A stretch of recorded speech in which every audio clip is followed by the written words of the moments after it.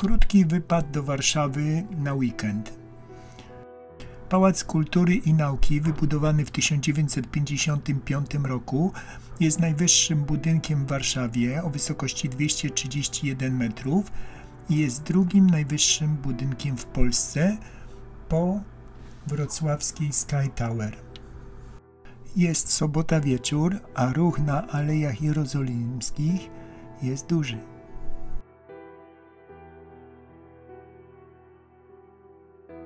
Na weekend do Warszawy wybrałem się z żoną. Idziemy teraz w kierunku Zamku Królewskiego w Warszawie. Zygmunt III Waza podejmował z tego zamku wyprawy do Szwecji i chciał odzyskać koronę swojego ojczystego kraju. Po śmierci Anny Jagiellonki król miał pełną swobodę dysponowania zamkiem.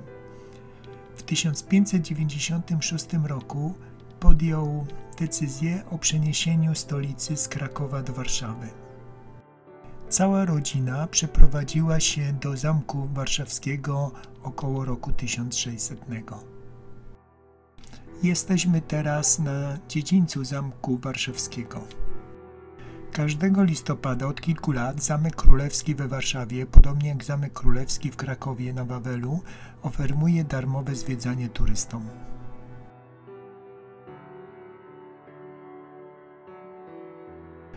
Widok na Wisłę i most Śląsko-Dąbrowski. W oddali Stadion Narodowy. Zamek Królewski we Warszawie podczas II wojny światowej był całkowicie zniszczony. Odbudowywany był w latach 1971–1984.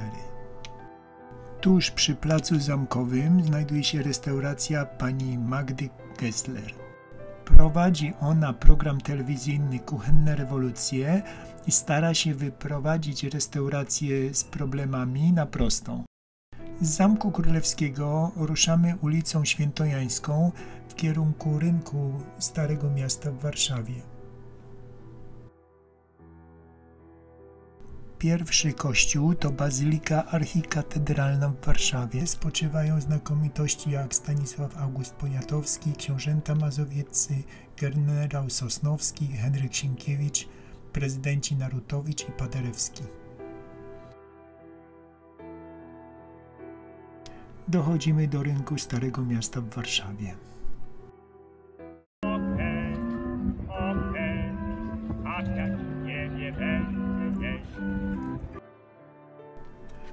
Podczas II wojny światowej Stare Miasto w Warszawie było całkowicie zniszczone. Zapadła decyzja, żeby odbudować miasto i zachować kamienice w takim stanie, jakim były w XVII i XVIII wieku.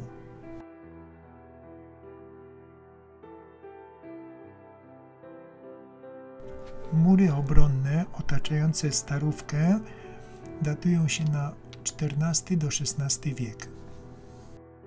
Podobnie jak w Krakowie na murach Starego Miasta, tak i na murach Starego Miasta w Warszawie malarze prezentują swoje dzieła. Kończymy zwiedzanie Starego Miasta i jedziemy w kierunku Wilanowa. Dojechaliśmy do Wilanowa, wchodzimy do parku, za nami kościół. Dzisiaj jest niedziela, więc jest msza w kościele. Kasa jest na prawo, zobaczymy ile kosztują bileciki. Dzisiaj jest listopad, może będzie za darmo wejście. Pałac Królewski w Warszawie i Zamek Królewski w Krakowie jest za darmo w listopadzie. Ile kosztuje wejście? 25. 25? Mhm.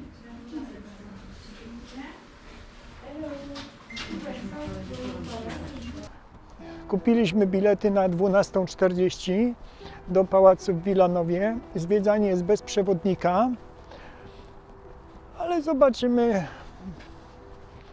myślę, wszystko to, co trzeba. Też mamy bilet do ogrodów. Przepiękny pałac. Podoba nam się o wiele bardziej niż Zamek Królewski w Warszawie. Wczoraj wieczorem był ogród świateł, ale nie wiedzieliśmy. Szkoda, bo to teraz jest bardzo modne i można by było piękne zdjęcia zrobić. No ale człowiek się zawsze dowiaduje po fakcie. Szkoda, że rzeczywiście nie jesteśmy tutaj wiosną, ale pewnie jeszcze przyjedziemy kilka razy do Warszawy i odwiedzimy ten Wilanów, bo zawsze ogrody są piękne na wiosnę. Chociaż teraz, w tej chwili, dalej są jeszcze zielone. Co prawda jest już 5 listopada, ale trawka jeszcze jest zielona.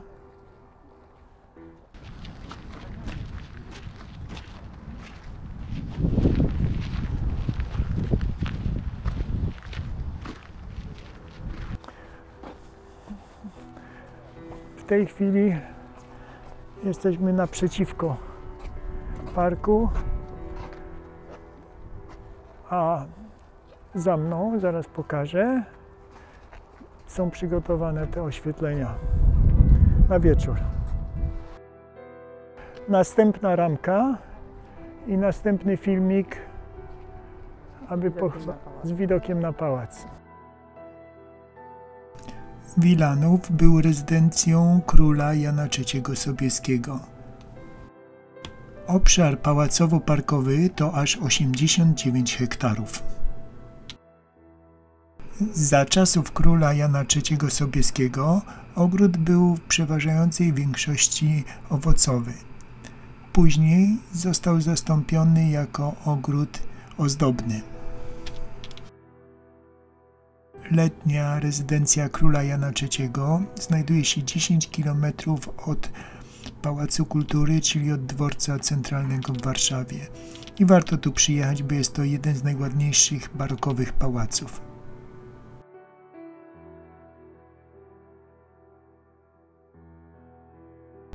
Szukamy teraz wejścia do pałacu.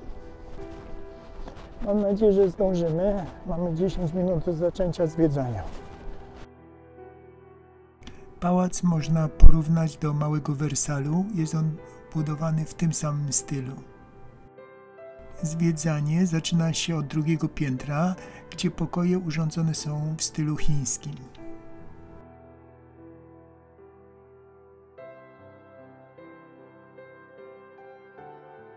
Schodzimy z drugiego piętra, jesteśmy na pierwszym piętrze i zwiedzamy komnaty Jana III Sobieskiego.